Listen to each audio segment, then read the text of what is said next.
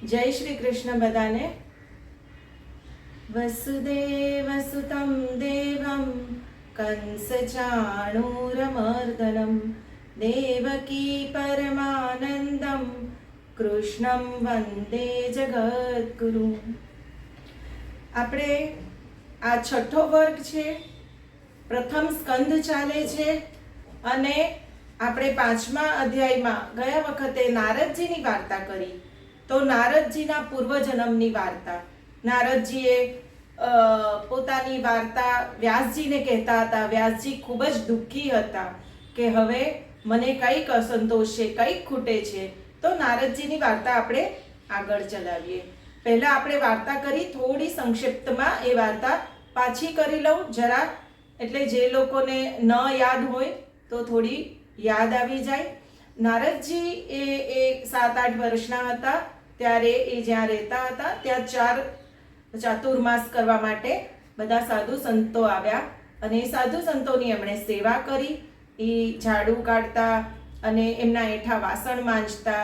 ગામ લોકોએ કહ્યું કે આ બાળક દાસીનો પુત્ર છે, એ કામ કરશે. એમ કરીને એ કામ કરતા હતા. એમના ઉઠ્યા પહેલા ઉઠી જતા અને એમનું બધી સામગ્રી તૈયાર રાખતા, ફૂલો ચૂંટીને રાખતા. હવે આ 4 મહિના દરમિયાન એમણે નારદજી પોતે જલ્દી કામ કરી અને કૃષ્ણ ભજનમાં, કૃષ્ણ કથામાં બેસી જતા સાંભળવા માટે.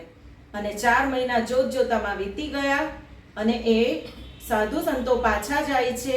એ વાર્તા આવે છે, ત્યાંથી આપણી વાર્તા લાસ્ટ ટાઈમ અટકી હતી. તો આગળની વાર્તા કરીએ. તો નારદજીને તો જવું હતું એ સાધુ સંતો સાથે, એટલું બધું એમનું મન એમાં લાગી ગયું હતું કે હું પોતે સાધુ સંતોની સાથે આવું. ત્યાં એક જે ગુરુજી હતા એ એકાંતમાં જ્યારે બેઠા હતા, એના જે મેઇન સાધુ હતા એમની પાસે એ ગયા અને એમણે કહ્યું કે મને તો તમારી સાથે જ આવવું છે, મને અહીંયા રહેવું નથી, મારે પણ સાથે આવવું છે. ત્યારે એમના જે ગુરુ સંત હતા એમણે એમને ના પાડી.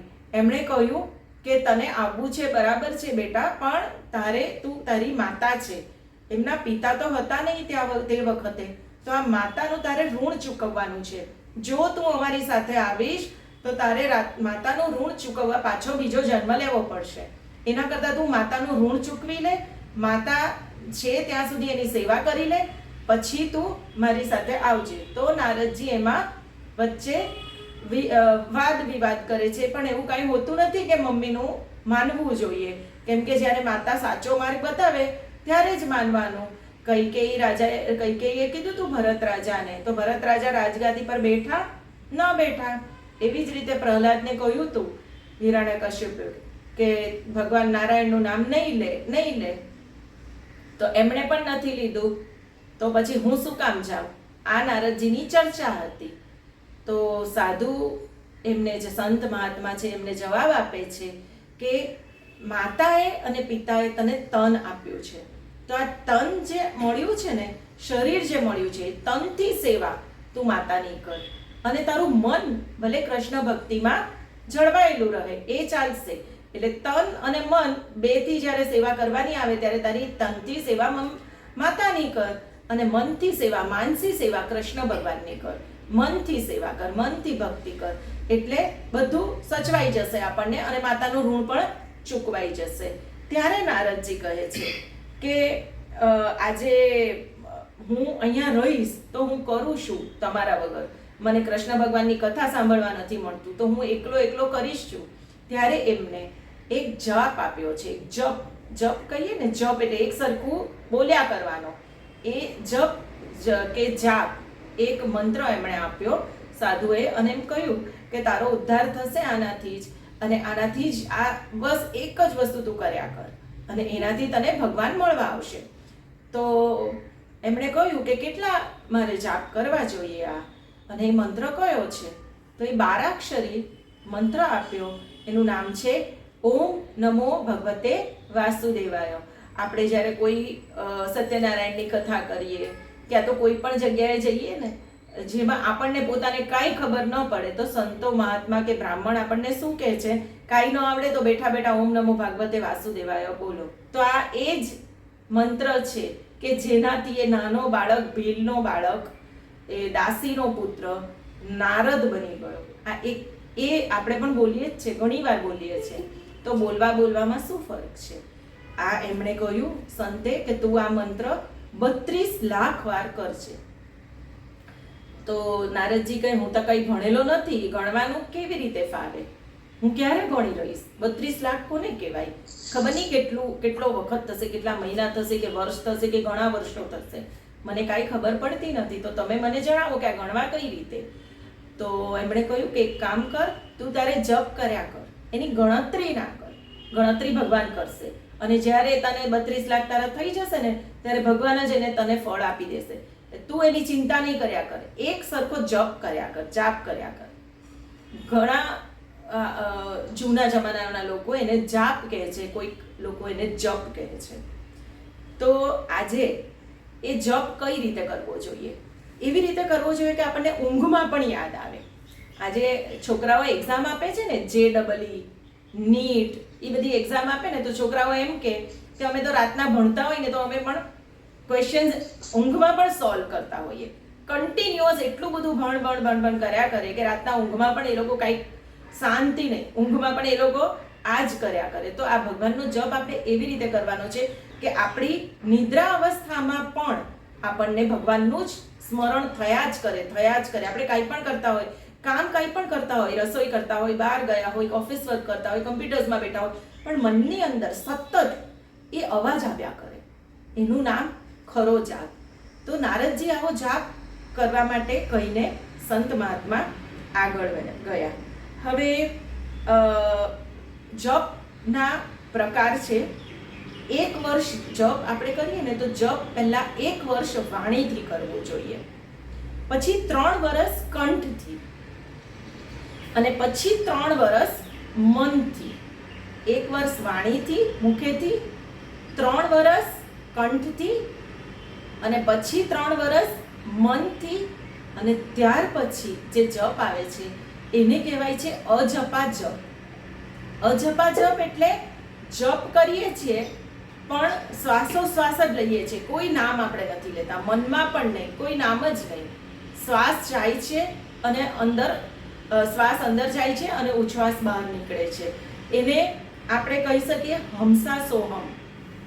હમસા સોહમ, આમ અવાજ આવે, હંસ જેવો અવાજ આવે, એટલે આમ જસ્ટ શ્વાસ લઈએ એનો અવાજ અને ઉચ્છ્વાસ બહાર કાઢીએ એનો અવાજ. આને કહેવાય અજપા જપ. હવે આપણને એમ થશે કે આ અજપા જપ એટલે આજના જમાનામાં આને શું કહેવાય? આપણે જપના, પાછું કહું છું, 4 પ્રકાર જોયા. પહેલે આપણે 1 વર્ષ સુધી વાણીથી કરવાનો છે, 3 વર્ષ કંઠથી, પછીના 3 વર્ષ મનથી, અને પછી અજપા જપ. એ અજપા જપનું મોડર્ન સિમ્પલ એક્ઝામ્પલ આપું. આપણી પાસે મોબાઈલ હોય છે ને, તો મોબાઈલની અંદર સ્ક્રીન સેવર હોય છે. તો સ્ક્રીન સેવર આપણે જોઈએ ને તો ઘડીકમાં એમાં આપણે લખી દઈએ, સપોઝ કે શ્રી કૃષ્ણ શરણમ મમ લખીએ કે ઓમ નમઃ શિવાય લખીએ, તો સ્ક્રીન સેવર આમ આડું થયા કરે, એની મેળે જ થયા કરે. તમારે આમ અડીએ એટલે પહેલા એ આવી જાય. તો પછી આપણે જ્યારે મોબાઈલને ન અડીએ ને એ ટાઈમે પણ આપણને ઈ સ્ક્રીન સેવર આપણને જાણે આમ દેખાયા કરે આંખની સામે. એવી જ રીતે આ અજપા જપ છે કે જે આપણે કરતા નથી, એની મેળે જ બસ આપણને હવે એનો અનુભવ જ થયા કરીએ. એના માટે આપણે પહેલાના 1 વર્ષ, 3 વર્ષ અને 3 વર્ષ જપ આપણે કરવા પડે, પછી આપણને આ બધા અનુભવ થાય. આ બધા અનુભવ નારદજીને થાય છે, પણ એ પહેલા તો એ ના જ પાડે છે બધા સંતોને જવાની. સંતો જ્યારે જતા રહે છે ત્યારે ખૂબ રડે છે નારદજી, કેમ કે એમને કોઈ બીજું કામ નથી ને આમાં ખૂબ જ પડી ગયા હતા. ત્યાર પછી એમને બીજી કોઈ વસ્તુ નથી આવડતી, એટલે એ જપ ચાલુ કરે છે કે ચાલ હું ખાલી જપ કરું, જે કહી ગયા છે એને ફોલો કરું, બીજું કાંઈ મને નથી આવડતું. એકવાર એમની માતા ગૌશાળામાં દૂધ લેવા જાય છે અને ત્યાં સર્પદંશ થાય છે અને માતા મૃત્યુ પામે છે. હવે જ્યારે માતા મૃત્યુ પામે છે ત્યારે આમ એમને મનમાં એમ થયું કે ચાલો મારે માતાનું જે ઋણ ચૂકવવાનું હતું એ મારું પૂરું થયું. મેં માતાની સેવા કરી અને જે રીતે ઋષિએ કહ્યું હતું એ બધું મેં સંતોએ કહ્યા પ્રમાણે કર્યું છે. અને ત્યાર પછી એમણે માતાજીને માટે જેટલી બધી વિધિ કરવાની હતી, શ્રાદ્ધ કરવાનું હતું, બધી પોતાની સંપત્તિ, બધા પૈસા, ઘર બાર બધું એમાં વેચી અને માતાનું ઋણ પૂરેપૂરું ચૂકવી જ દીધું.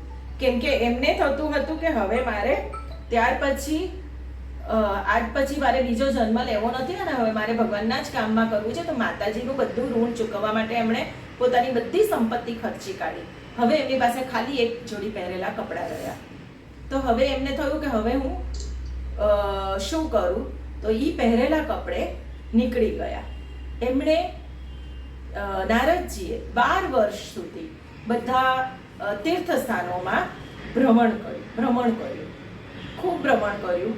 અને એમને થયું કે હવે હું આટલા બધા જાપ કરું છું તો ભગવાનના દર્શન થવા જોઈએ, પણ હજી તો થયા નથી એમને. ત્યારબાદ એ ગંગા કિનારે આવ્યા. એટલે 12 વર્ષ સુધી ભ્રમણ કરી, એમના માતા મૃત્યુ પામ્યા પછી 12 વર્ષ સુધી એમણે તીર્થ સ્થાનોમાં ભ્રમણ કર્યું અને જાપ કર્યા. ખાવાનું પીવાનું એમને એમની મેળે મળી રહેતું હતું. એમણે કોઈની પાસે હાથ લંબાવવો નથી પડ્યો, કેમ કે એમણે જપ નથી છોડ્યા. એમને લાગ્યું કે મારે ભગવાનના દર્શન તો કરવા છે, પણ મને ભગવાન દેખાતા નથી, તો કાંઈક મારામાં હજી ખામી છે, એટલા માટે જ મને ભગવાન નથી દેખાતા. તો ત્યારબાદ એમણે ગંગા કિનારે ગયા અને ગંગા કિનારે બેસીને બીજા 12 વર્ષ સુધી પાછા જપ કર્યા. અને જપ કર્યા, ઝાડ નીચે, પીપળાના ઝાડ નીચે બેસીને હજી 12 વર્ષ એમણે તપ કર્યું. હજી પણ એમને ભગવાન દેખાતા નથી. એમને થયું કે મારે તો પૂર્વજન્મના કોઈક તો પાપ જ હશે, એને લીધે જ આ મને તકલીફ થાય છે. ત્યાર પછી એમને એક દિવસ કૃષ્ણ દર્શનની ખૂબ લાલસા જાગી. એમને થયું કે કૃષ્ણ ભગવાન કેવા દેખાતા હશે. એમને ખૂબ આતુરતા હતી. પ્લસ એમને પોતાના સખાની જેમ સુખ દુઃખની વાતો કરવી હતી. એમને બધું પોતાનું સિક્રેટ કહેવું હતું.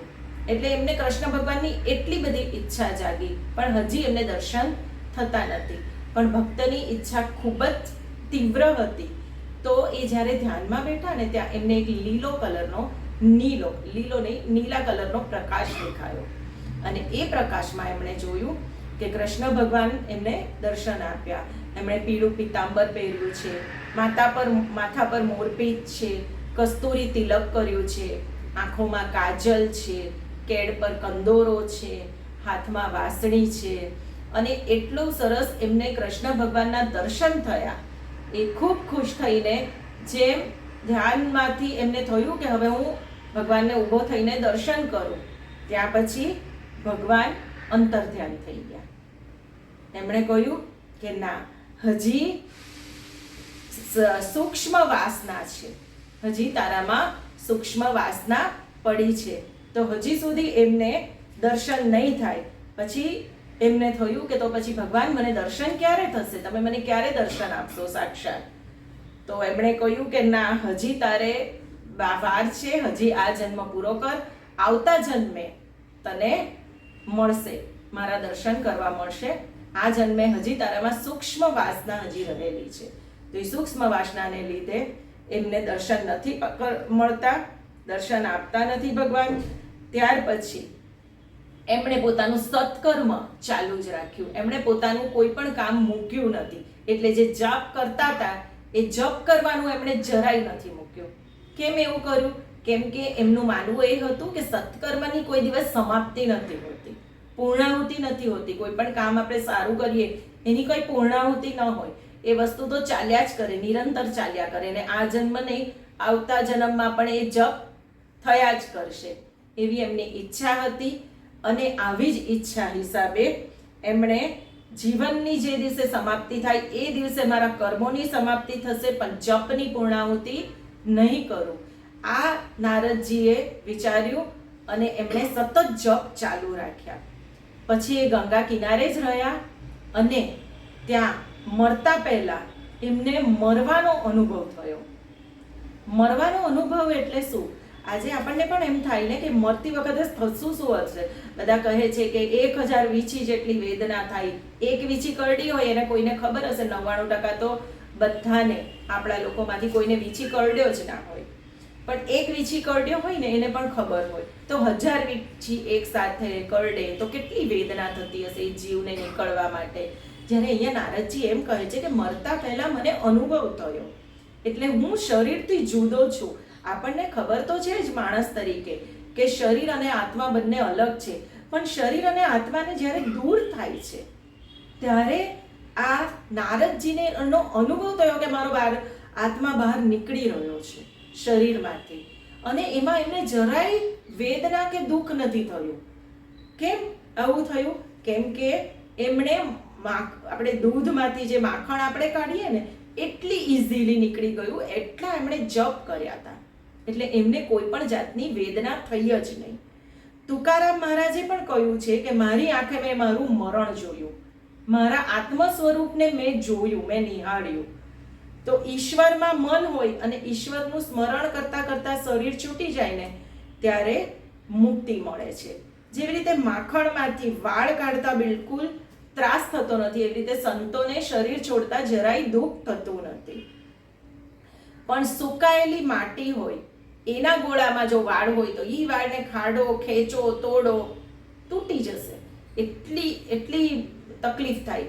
જ્યારે માખણમાંથી વાળ લેવો હોય આમ લસરીને સીધો બહાર આવી જશે. આ રીતે આત્મા શરીરથી છૂટું પડે છે. નારદજીએ પોતે પ્રત્યક્ષ પોતાની જાતે એમણે અનુભવ કર્યો છે. આ આખો જે પોતાની વાર્તા છે, પોતાની પૂર્વજન્મની કથા નારદજી સ્વમુખે કહે છે, એટલે આખામાં પહેલો આવે છે, પહેલી વિભક્તિ એટલે હું આવે છે. હું આમ થયો, મને આમ થયું. આખા ભાગવતના આ અધ્યાયમાં બધામાં નારદજીના મોઢેથી આ આખી કહેવામાં આવી છે. હવે આ નારદજીની વાત એમને નારદજીએ કોને કહી? વ્યાસજીને કહી. કેમ કે વ્યાસજીને ખૂબ દુઃખ થતું હતું, પણ આ જે વાર્તાલાપ હતો એ સુતજીએ શૌનકજીને કહ્યો કે ભાઈ નારદજીએ આ રીતે વ્યાસજીને કહ્યું. ત્યાર પછી શું થયું? હવે નારદજીની આ વાર્તામાં એમનું મૃત્યુ થયું, પણ જન્મ તો પછીનો છે. નારદનો જન્મ એ નથી, એના પછીનો જન્મ નારદનો આવ્યો છે. એ પહેલા તો એમનું નામ જ હરિદાસ હતું જ્યારે એ ભીલ હતા ત્યારે. તો કલ્પનો અંત થયો.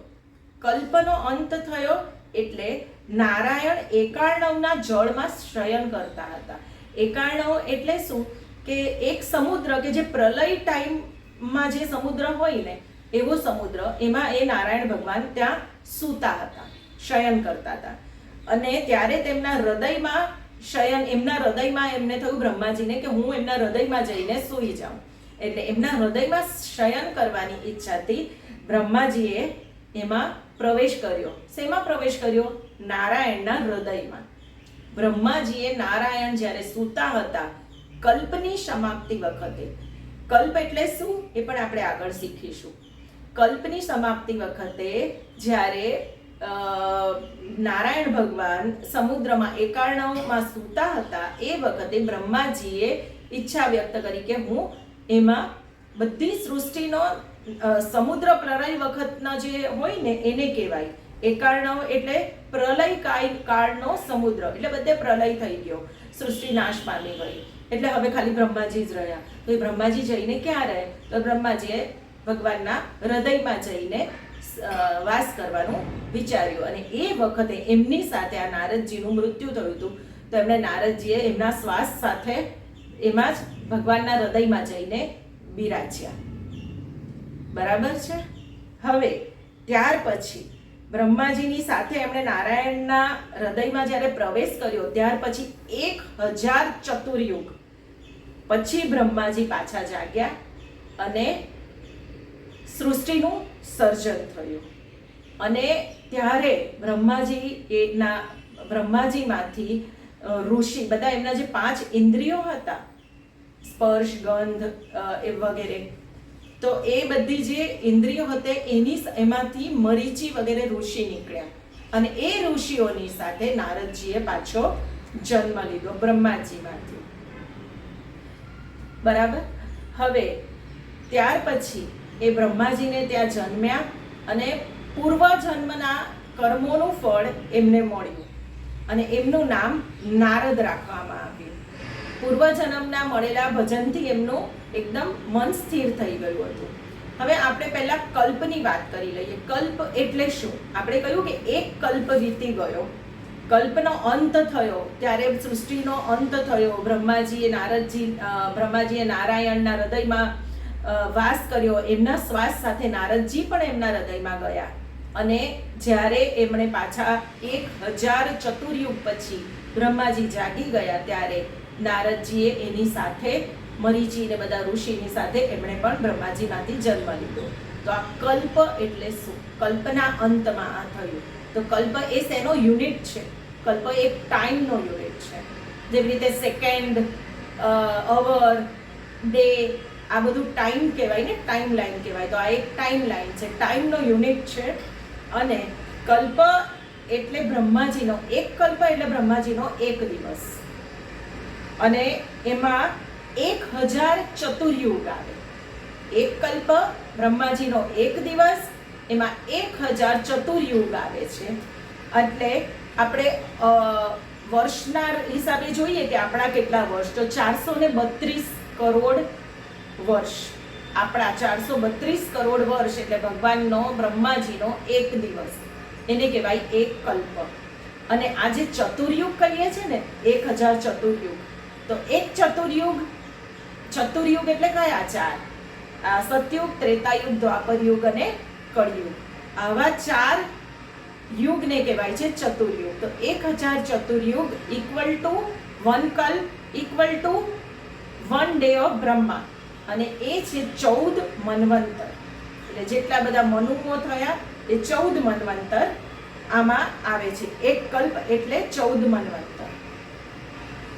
તો ભગવાન નારદજીનો પછી આ રીતે જન્મ થયો બ્રહ્માજીને ત્યાં, અને પૂર્વજન્મના કર્મના ફળને હિસાબે એમનું નામ નારદ રાખવામાં આવ્યું. હવે એમને ભગવાનના દર્શન કરવાની બહુ જરૂર પડતી નથી. આંખ આમ અનાયાસે બંધ થઈ જાય, આમ આંખ બંધ થઈ જાય ને તો પણ એમને ભગવાન એની મેળે જ દેખાવા માંડે છે. કોઈ એમને તકલીફ જ નથી પડી.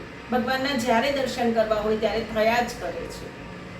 અને જ્યારે એમણે ભગવાનના સતત પરમાત્માના દર્શન થયા, રાધા કૃષ્ણના પણ દર્શન થયા. એકવાર એ ફરતા હતા ત્યાં એમને રાધા કૃષ્ણના દર્શન થયા. ત્યારે રાધાજીએ કૃષ્ણ ભગવાનને કહ્યું કે આમને કંઈક પ્રસાદી આપો.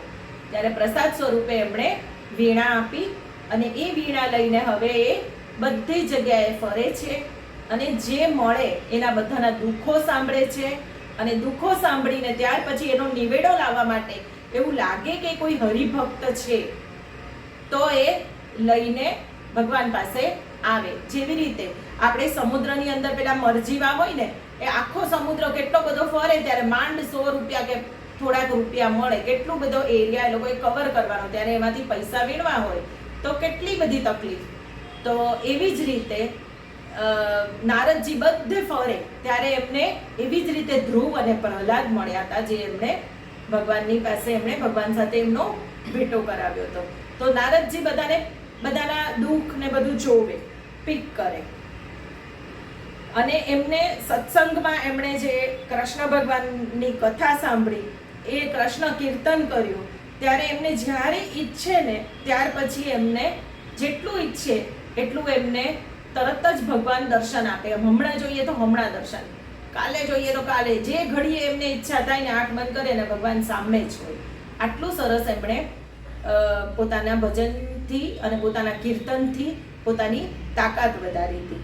કીર્તનનો આનંદ આપણે ઘણી જગ્યાએ જઈએ ને તો મને કીર્તન બધા કરે છે પણ મને આનંદ નથી આવતો, મને કંઈ બહુ મજા નથી આવતી.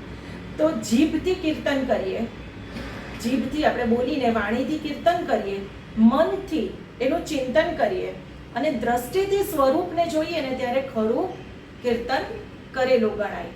જીભથી કીર્તન, મનથી ચિંતન અને દ્રષ્ટિથી ભગવાનના સ્વરૂપને જોવાનું. તો નારદજી વ્યાસજીને સમજાવે છે આ બધું કે જુઓ, આ જ રીતે મેં કીર્તન કર્યું, ભજન કર્યું અને ખાલી જપથી હું બીજા જન્મે નારદ બન્યો અને અત્યારના મારે જ્યારે જોઈએ ત્યારે મને ભગવાન અવેલેબલ છે. તો તમે જે કથા કરી છે એમાં બધું જ છે, પણ પ્રેમ નથી, એમાં ધ્યાન છે, એમાં વૈરાગ્ય છે, એમાં જ્ઞાન છે, પણ એમાં ભક્તિ, એમાં સાથે કૃષ્ણ ભક્તિ નથી, એમાં પ્રેમ નથી. આ આખી ભાગવતની કથા એ પ્રેમ કથા છે, લવ સ્ટોરી ટાઈપ. એટલું બધું અંદર સરસ સરસ છે, હજી આગળ જતા આવશે. એમાં આપણને આપણે એની અંદર એકદમ ઓતપ્રોત થઈ જઈએ કે અચ્છા, કૃષ્ણ ભગવાનની એમાં જે વાર્તા છે એમાં આપણને એવું લાગે છે કે એમના પ્રેમની વાર્તા ખાલી રાધા સાથે હશે કે ગોપીઓ સાથે હશે, એવું કંઈ છે જ નહીં. પૂતના સાથે, રાક્ષસી સાથે પણ, જેનું એમણે સ્તનપાન કર્યું એને પણ એમણે મુક્તિ અપાવી છે. એટલે બધા, કંસને પણ એવી જ રીતે એમણે મુક્તિ અપાવી છે. દુશ્મનને પણ પ્રેમ કર્યો છે કૃષ્ણ ભગવાને, કેમ કે મારવાની સાથે ભગવાનના હાથે મરવાનો એ એક એમને લાભો મળ્યો છે, જેનાથી એમની મુક્તિ થઈ છે. તો નારદજી કહે છે કે જપ કરનારની સ્થિતિ કેવી હોય કે વ્યવહારનું કામ કરતા કરતા પણ આપણા મનની અંદર ને અંદર, અંદર ને અંદર આપણને જો એક સરખો જપ જ ચાલ્યા કરતો હોય તો એવી સ્થિતિ હોવી જોઈએ. તો નારદજી વ્યાસજીને કહે છે કે તમે જ્ઞાન પ્રધાન કથા લખી છે એટલે તમને ચેન નથી પડતું. તમે પ્રેમ પ્રધાન કથા કરો, અને કૃષ્ણ પ્રેમમાં તમે કરશો તો તમારું કલ્યાણ થશે, બધાનું કલ્યાણ થશે, અને બધાની ચિંતા તમારી આ જે છે એ ટળી જશે. તો વ્યાસજી કહે છે એક કામ કરો, તમે જ મને એવી કથા સંભળાવો, એટલે તમે કથા કરો અને હું લખી લઉં, એવું કંઈ કહે છે. તો આ રીતે આપણે પરાશર ઋષિ અને સત્યવતીના મિલનથી જે વેદ વ્યાસજીનો જન્મ થયો છે, એ વેદ વ્યાસજીનો જન્મ એને યમુનાજીની વચ્ચેના એક દ્વીપમાં, એટલે એક ટાપુ પર થયો હતો, અને એટલે જ એમને દ્વૈપાયન પણ કહેવાય છે. અને આ દ્વૈપાયન વ્યાસ મુનિએ ત્યાર પછી ભાગવતની રચના કરી, જે આપણે 7મા અધ્યાયમાં આવે છે. તો આ રીતે આપણે 6થો અધ્યાય અહીંયા નારદ ચરિત્ર જે 5મા અધ્યાયથી ચાલતું હતું, 5મો અને 6થો અધ્યાય અહીંયા પૂરો કર્યો. હવે આપણે 7મો અધ્યાય લઈએ છીએ.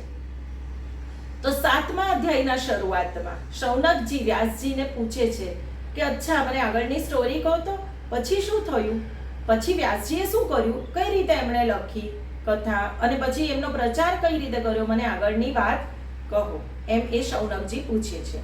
તો સૂતજી કહે છે કે સરસ્વતી નદી એને બ્રહ્મ નદી કહે છે. તો બ્રહ્મ નદીના પશ્ચિમ કિનારે, એટલે સરસ્વતી નદી, બ્રહ્મ નદી સરસ્વતીના પશ્ચિમ કિનારે, એટલે વેસ્ટ સાઈડના એના કિનારાની ઉપર સમ્યાપ્રસ નામનો આશ્રમ છે. હવે આ આશ્રમની અંદર ઋષિઓના યજ્ઞ થયા જ કરે છે, એટલે આ બધા સારા સારા બધા કામો ભગવાનના એમાં થયા કરે. તો એની અંદર ભગવાન વેદ વ્યાસજી ત્યાં એમનો પોતાનો આશ્રમ છે, અને એની આજુબાજુ આખું બોરડીનું વન છે, એટલે ચારે બાજુ બોરડીનું વન, અને વચ્ચે વ્યાસજીનો આશ્રમ. કઈ જગ્યાએ? સરસ્વતીના કાંઠે સમ્યપ્રાસ નામનો આશ્રમ છે, ત્યાં બાજુમાં છે વ્યાસ મુનિનો આશ્રમ, અને વ્યાસ મુનિની આજુબાજુ ચારે બાજુ બોરડીના વન છે. તો આમાં બેઠા પહેલા એમણે આ બધું જે સાંભળ્યું ને કે ભાઈ તમારું બધું બરાબર છે, પણ તમે કૃષ્ણ જન્મનું કાંઈ કર્યું નથી, કે કૃષ્ણ ભક્તિનું નથી કર્યું, પ્રેમ કથા નથી કરી, એટલે એમણે પહેલા પોતાને કોન્સન્ટ્રેટ કર્યું, એક જગ્યાએ પોતાના એમાં બેસી ગયા અને મનને એકદમ સ્થિર કર્યું, એકાગ્ર કર્યું. અને ત્યાર પછી એમણે જન્મ મરણ એમને થયું કે એમણે તે વખતે જ્યારે મનને એકાગ્ર કર્યું ત્યારે 2 વસ્તુના દર્શન થયા. એક તો પરમાત્માના દર્શન થયા, અને બીજા એમને માયાના દર્શન થયા. એટલે 2 વસ્તુ એમને આઈડેન્ટિફાઈ કરતા ફાવી ગઈ, અને એમને ખબર પડી ગઈ કે આ માયા છે ને એ માણસમાં રહેલી છે, એટલે એ જન્મ મરણના ચક્કર કાઢ્યા જ કરે છે. તો એ માયાથી છુટકારો કરવા માટે મારે કોઈ ગ્રંથ બનાવવો જોઈએ કળિયુગના મનુષ્ય માટે, કે જે ઘરકામ કરતા કરતા પણ પોતે આ બધું ભગવાનનું નામ લઈ શકે. એના માટે મારે કોઈ ભાગવત રચનાની રચના એમણે કરી. હવે આ ભાગવત રચનાનું ખાલી શ્રવણથી ફળ મળે, એ એમનો ઉદ્દેશ્ય હતો. અને ખરેખર ભાગવત એક એવો જ છે ગ્રંથ કે જેનો આપણે ખાલી શ્રવણથી એનું સારી રીતે આપણે શ્રવણ કરીએ એક ચિત્તે તો એનાથી આપણો ઉદ્ધાર થાય છે. તો એમણે એમાં જોયું કે મોક્ષ અને ભક્તિનો માર્ગ કયો છે, આ બધું એમણે ભાગવતમાં જણાવ્યું અને એક કૃષ્ણ કથા અને કૃષ્ણ લીલાનું મોટું કાવ્ય લખ્યું ભાગવત, અને એનું નામ એમણે શ્રીમદ ભાગવત આપ્યું. આ એમણે પોતે પછી પોતાના દીકરા શુકદેવજીને શીખવાડ્યું. હવે એમણે લખ્યું કઈ રીતે, એમને જે સમાધિમાં દેખાયું ને, પોતે જે એકદમ એકાંત કોન્સન્ટ્રેટ કરીને એકાગ્ર ચિત્તે બેઠા હતા, પરમાત્માના દર્શન થયા, ત્યારે એમને જે સમાધિમાં દેખાયું એમણે એ બોલ્યા છે. અને એ એક બહિર્મુખી પ્રકૃતિ નથી, એ અંતર્મુખી હતા. વ્યાસજી અંતર્મુખી, ઇન્ટ્રોવર્ડ કહીએ ને આપણે, એવી રીતે શુકદેવજી પણ અંતર્મુખી, ઇન્ટ્રોવર્ડ. એ પોતે પોતાને એમને એટલું બધું જ્ઞાન હોય કે બહારના લોકો બધા તુચ્છ લાગે. તો જેની બહિર્મુખી વ્યક્તિ હોય ને, એક્સ્ટ્રોવર્ડ લોકો, એ આ ભાગવતને સમજી ન શકે. એટલે ભાગવતનું રહસ્ય સમજવા માટે અંતર્મુખી પ્રકૃતિ હોવી જરૂરી છે. બીજા પુરાણોમાં જ્ઞાન, કર્મ અને 4 ધર્મ, આ બધાને ઇમ્પોર્ટન્સ આપ્યું છે. જ્ઞાન, કર્મ અને ધર્મ.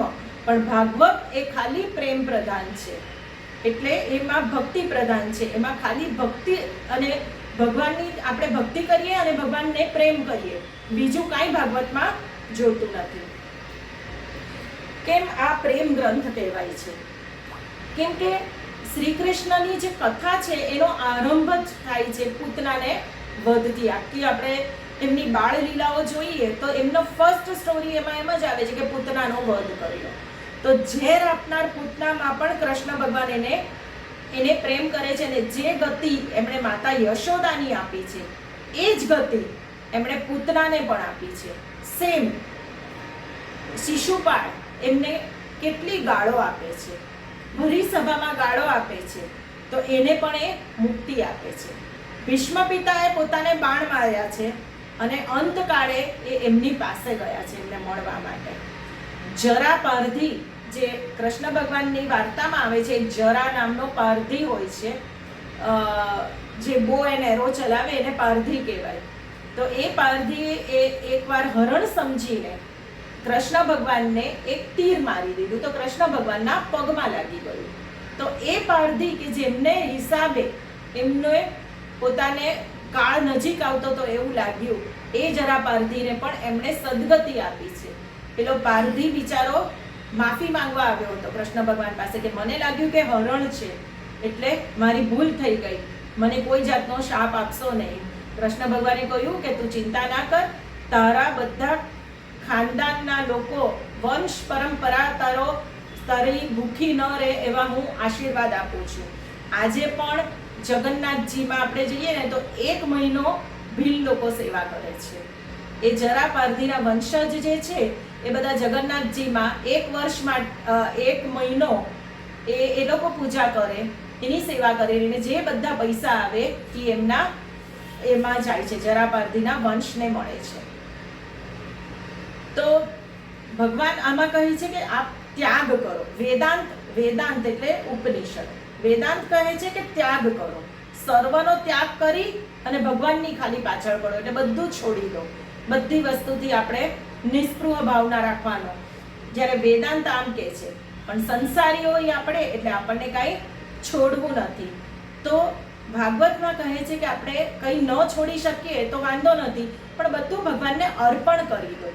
આજે સવારના આપણે સિમ્પલ દાળ ભાત શાક ને રોટલી બનાવીએ, એક થાળ ધરાવીને ભગવાનને અર્પણ કરો અને પછી ખાઓ. તમે બાકી બધું તો અર્પણ નથી કરી શકતા કે બધું છોડી નથી શકતા, તો બધો ભગવાનનો પ્રસાદ માનીને બધું આપણે લઈ લઈએ. અને એવી જ રીતે ઘણા જે આ બ્રહ્મ સંબંધ લે છે, જે કંઠી પહેરે છે, એમણે પોતાનું આખું જીવન સમર્પિત કર્યું છે કે હવે પછી હું જે પણ જીવન જીવીશ એ ભગવાન તમારા પ્રસાદી રૂપે. આપણે તુલસીનું પાન રાખીએ છીએ કોઈ પણ પ્રસાદ ધરાવતી વખતે તુલસીનું પાન રાખીએ ત્યાં સુધી ભગવાનને તૃપ્તિ થતી નથી. વૈષ્ણવો ગળામાં કંઠી પહેરે છે અને ભ્રમ સંબંધ લે છે કે આ આખી તુલસીની માળા જ મેં પહેરી લીધી અને હું તમારો જ, તમે પ્રસાદ તરીકે મને લો અને મારું આખું જીવન જ એ રીતે છે. તો વેદાંત ત્યાગ કરવાનું કહે છે, જ્યારે ભાગવતમાં કહે છે કે તમારું સર્વસ્વ ઈશ્વરને અર્પણ કરીને પછી ભોગવો. તો પરીક્ષિત એક નિમિત્ત છે. વેદ વ્યાસે જે રચના કરી છે એ ભાગવતની, ત્યારે પરીક્ષિતને માટે નહોતી કરી, એમણે એક નિમિત્ત બનાવીને આપણને કળિયુગના મનુષ્યોના ઉદ્ધાર માટે આ ભાગવત બનાવ્યું છે. કાળના મુખમાં હોઈએ ને છતાં પણ આપણને ભગવાન પર ભરોસો હોવો જોઈએ. મહાભારતમાં એક કથા આવે છે કે દુર્યોધન એ ભીષ્મ પિતામહને કહે છે કે દાદાજી તમે તો બધું બોલો છો એ વાત બરાબર છે કે તમને અર્જુન ને બધાની સાથે તમે અમારી પાર્ટીમાં છો, તમે અર્જુન સામેવાળાના એમાં છે, એ બધા કૌરવ પાંડવો અલગ છે, દુશ્મન છે, પણ તમે એને મારી નથી શકતા. શું તમે એટલા અસમર્થ છો? તમે એને મારી જ શકો છો, તમે કંઈ કરતા નથી, તમે સરખી રીતે નીતિથી લડતા નથી, એમ એમને બ્લેમ કરે છે ભીષ્મ પિતામહને. તો ભીષ્મ પિતામહ પ્રતિજ્ઞા કરે છે કે કાલે સવારના, કાલે હું આખા દિવસમાં, કાલે હું અર્જુનને ક્યાં તો હું મારીશ ક્યાં તો હું મરીશ, એવી પ્રતિજ્ઞા કરે છે ભીષ્મ. અને ભીષ્મની પ્રતિજ્ઞા તો એકદમ બધાને ખબર, એકદમ જ ચુસ્ત. તો ભીષ્મની આ પ્રતિજ્ઞા સાંભળી છે, કૃષ્ણ ભગવાનની ચિંતા થઈ ગઈ, પણ અર્જુન તો શાંતિથી સૂતો છે, એને કાંઈ ફરક નથી પડતો. આખી રાત શાંતિથી સૂતો, કૃષ્ણ ભગવાને જઈને એને જગાડ્યો. તને ખબર છે ભીષ્મ પિતામહે કઈ પ્રતિજ્ઞા લીધી છે, કઈ ખબર છે? નહીં, પણ ભીષ્મએ લીધી છે. તો અર્જુન કહે છે પણ મારી ચિંતા કરવાવાળા આપ જાગો છો, મારે શું કામ છે, તમે કરો ચિંતા. સૂઈ ગયા. એટલે જ્યારે કાળ આવે છે ત્યારે પણ એમને ભરોસો છે ભગવાન પર. ભગવાન પર આપણે બહુ જ ભરોસો રાખીએ ને તો ભગવાન આપણી ચિંતા કરવાનું ચાલુ કરે અને આપણી બધી ચિંતા દૂર થઈ જાય.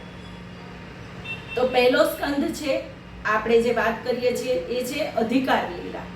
અધિકાર લીલામાં આપણે પહેલા વાત કરી કે શ્રોતાનો અધિકાર શું, વક્તાનો અધિકાર શું. આની અંદર આ અધ્યાયમાં બતાડવામાં આવ્યું છે કે શ્રોતા અને વક્તા એના લેવલ્સ કીધા છે. એટલે પહેલા ફર્સ્ટ કેટેગરીના કોણ, સેકન્ડ કોણ, થર્ડ કોણ. તો આપણને ખબર છે કે શુકદેવજીએ પણ વાર્તા કીધી, એટલે શુકદેવજીએ ભાગવત કથા કીધી પરીક્ષિતને, એવી જ રીતે નારદજીએ વ્યાસને, એવી જ રીતે સૂતજીએ શૌનક આદિ ઋષિને. તો આ ત્રણમાંથી શ્રેષ્ઠ વક્તા કોણ અને શ્રેષ્ઠ શ્રોતા કોણ? તો પરીક્ષિત અને શુકદેવજી એમને ઉત્તમ શ્રોતા અને વક્તાનું બિરુદ મળે છે. નારદ અને વ્યાસ એ મધ્યમ શ્રોતા અને વક્તા, અને સૂત અને શૌનિક એ કનિષ્ક શ્રોતા અને વક્તા, એટલે સૌથી નાના. સૌથી ઉપર આવે છે પરીક્ષિત અને શુકદેવજી, ત્યારબાદ આવે છે નારદ અને વ્યાસ, ત્યારબાદ આવે છે સૂતજી અને શૌનકજીની પેર. આ રીતે એમને કેટેગરીમાં ડિવાઈડ કરે છે. તો કેમ આવું? બધા જ એ લોકો તો બધા જ ગ્રેટ હતા, તો ફરક શું હતો? તો શુકદેવજી એ જ્ઞાન, ભક્તિ અને વૈરાગ્ય બધું જ છે એમનામાં, જ્યારે વ્યાસજી એમના પિતા છે એમાં જ્ઞાન અને ભક્તિ છે પણ વૈરાગ્ય નથી. શુકદેવજીમાં જ્ઞાન, ભક્તિ અને વૈરાગ્ય ત્રણેય વસ્તુ છે. વાર્તા આપણે પહેલા કહી હતી કે શુકદેવજી જ્યારે પણ જંગલમાં જતા હતા ત્યારે વસ્ત્ર ન પહેર્યા હોય ને સ્ત્રીઓએ, તો એ લોકોને કાંઈ ફરક નહોતો પડતો. શુકદેવજીને જોઈને એ વસ્ત્રો પહેરવા દોડતા નહોતા, પણ વ્યાસજી જેવા એમની પાછળ ગયા એવા એમણે વસ્ત્રો પહેરી લીધા બધી અપ્સરાઓએ. તો એમનામાં વૈરાગ્ય નહોતો, જ્યારે શુકદેવજીમાં જ્ઞાન, ભક્તિ અને વૈરાગ્ય ત્રણેય વ્યાસજી કરતા શુકદેવજી ચડે. અને સૂતજી, તો સૂતજીએ જ્યારે એમણે ભાગવત કથા કરીને ત્યારે બે જગ્યાએ એવું એક આવે છે કે બે જગ્યાએ એમને થોડું અભિમાન હતું એવું દેખાય છે, એટલે વ્યાસજીને થોડા નીચે રાખ્યા છે. તો શુકદેવજીમાં અને વ્યાસજીમાં બે મોટો ફરક આપણે જોયો કે એમનામાં વૈરાગ્ય હતું ને આમાં વ્યાસજીમાં વૈરાગ્ય નહોતું. બીજો એક મોટો ફરક કે વ્યાસજીનો ભાવના હતી કે હું આજે ગ્રંથ લખું છું ને એનાથી હું લોકોને સુધારીશ, લોકોના સારા માટે કરીશ. જ્યારે શુકદેવજીમાં એ ભાવના નહોતી. હવે આપણને એમ થાય કે એ ભાવના તો સારી કે ખરાબ? એ ભાવના સારી, હા એ ભાવના સારી, પણ શુકદેવજીની ભાવના શું હતી કે એમને સામે કોણ બેઠું છે, કેટલા બેઠા છે, કેટલા માણસો બેઠા છે, કોઈ જાતની ગણતરી નહીં. એમણે પોતાનો વાણી શુદ્ધ કરવા માટે, પોતાનો ઉદ્ધાર કરવા માટે એમણે આ ખાસ કીધું છે. એમના વ્યાસજીએ પણ પોતાની વાણી શુદ્ધ કરવા જ કર્યો હતો, પણ એમનામાં એવી ભાવના હતી કે બધા લોકોનું સારું થાય. જેટલા બેઠા છે એ બધા લોકોને, જેટલા જે નથી સાંભળતા, જે ભવિષ્યમાં સાંભળશે, કળિયુગના મનુષ્ય જેને જન્મ નથી લીધો, દરેકનું સારું થાય એવી ભાવનાથી. શુકદેવજીને કોઈ જાતની મોહ માયા કે ભાવના નથી. સામે કેટલા બેઠા છે એની પણ એમને બસ પોતાના માટે જ આ કથા કરી છે અને પોતાના આનંદ માટે કરી છે.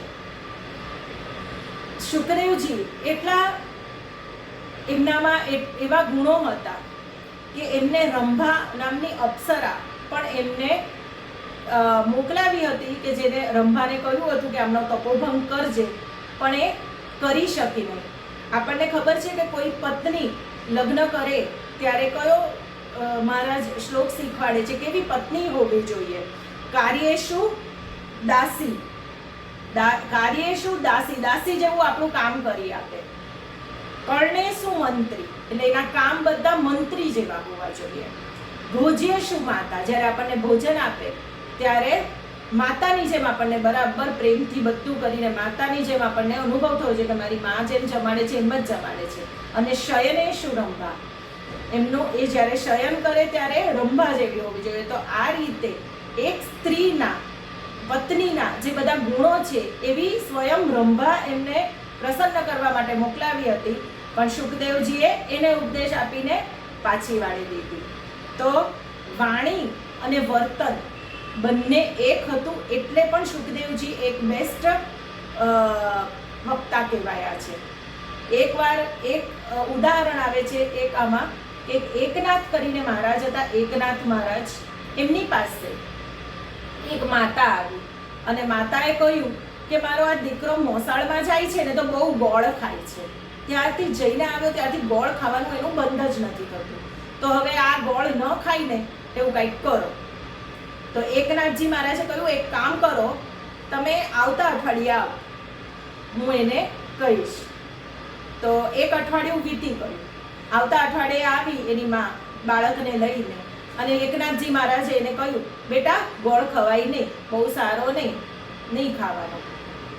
તો માતા કે બસ આટલું કહેવા માટે એક અઠવાડિયું રાહ જોવડાવી, ત્યારે નહોતા કહી શકતા.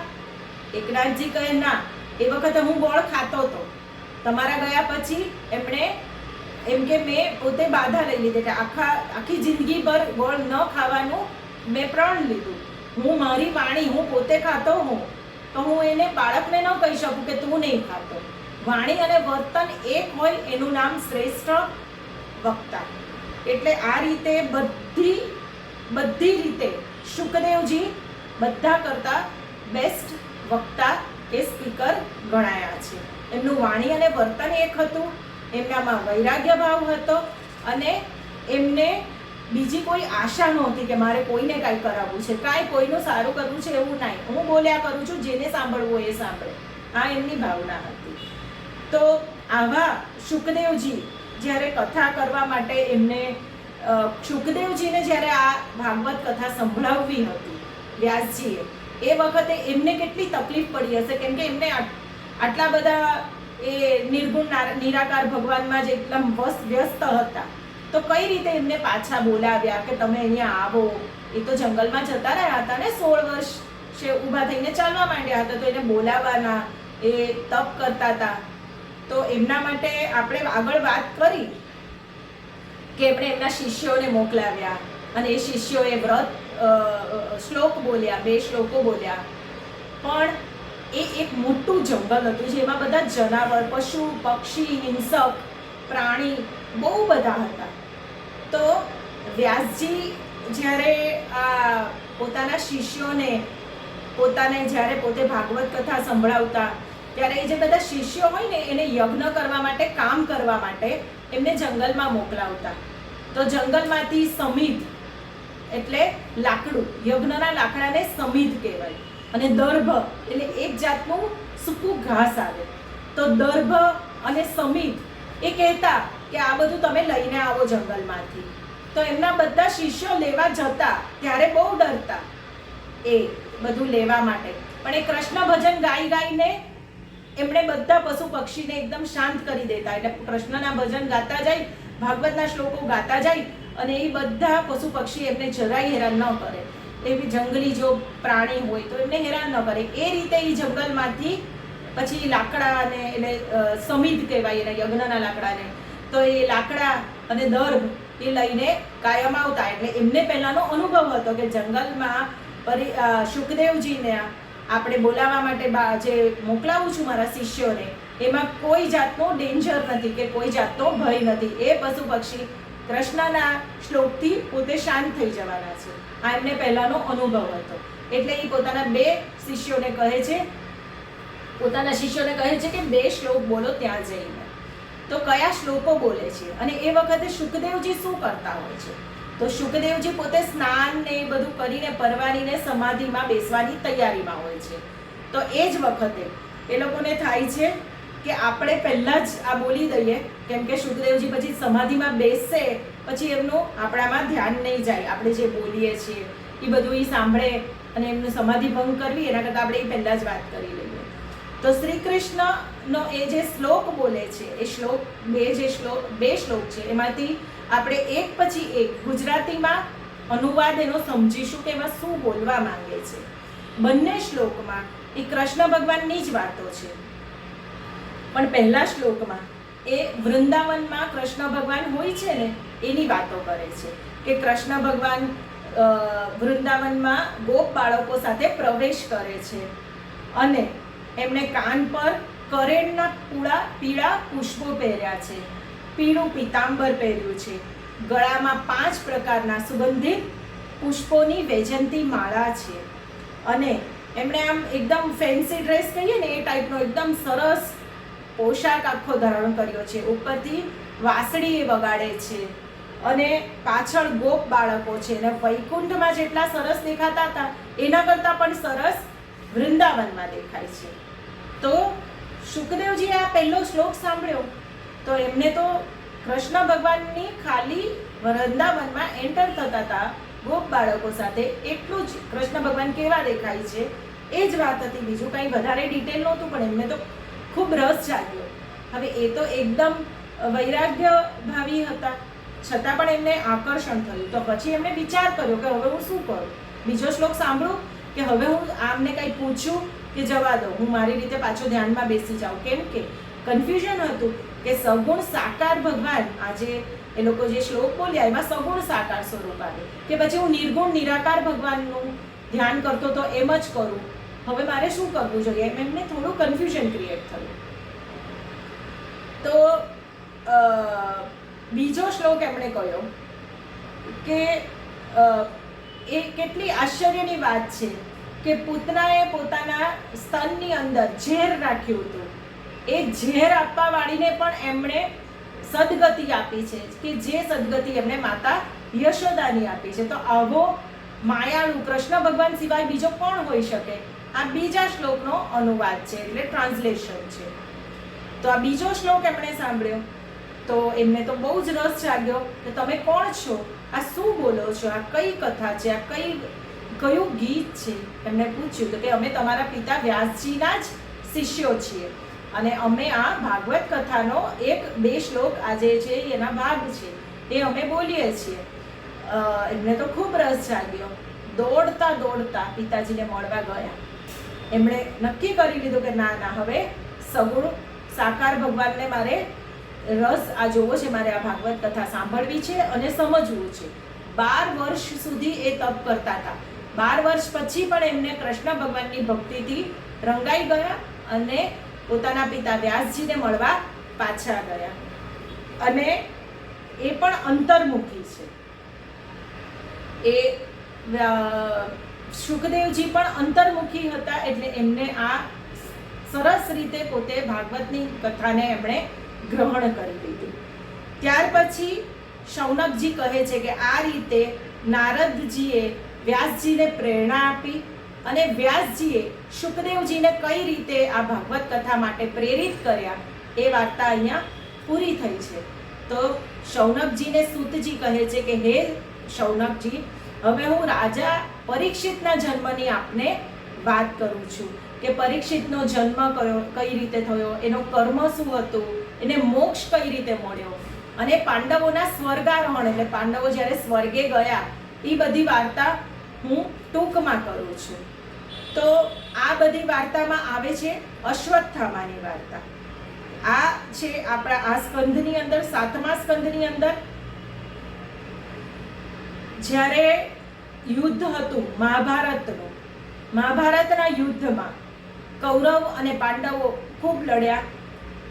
દુર્યોધનની જાંઘ તૂટી ગઈ હતી ભીમની ગદાથી, અને એ વખતે અશ્વત્થામાએ એક એના પોતાના ગુરુને, કે પોતાના ગુરુ તો ન કહેવાય, પોતાના એકદમ સખા મિત્ર દુર્યોધનને ખુશ કરવા માટે દ્રૌપદીના 5 પુત્રો સૂતા હતા એની હત્યા કરી નાખી. હવે એની હત્યા કરી એટલે દ્રૌપદી ખૂબ રડી, અને આ વસ્તુ દુર્યોધનને પણ નથી ગમી. દુર્યોધનને, કેમ કે એ નીચ કર્મ એમને લાગ્યું કે આવું બાળકોને મારવાનું કામ ખોટું કર્યું, એટલે નીચ કર્મની દુર્યોધને પણ નિંદા કરી. અશ્વત્થામાના કપાળ પર એક મોટો મણિ હતો.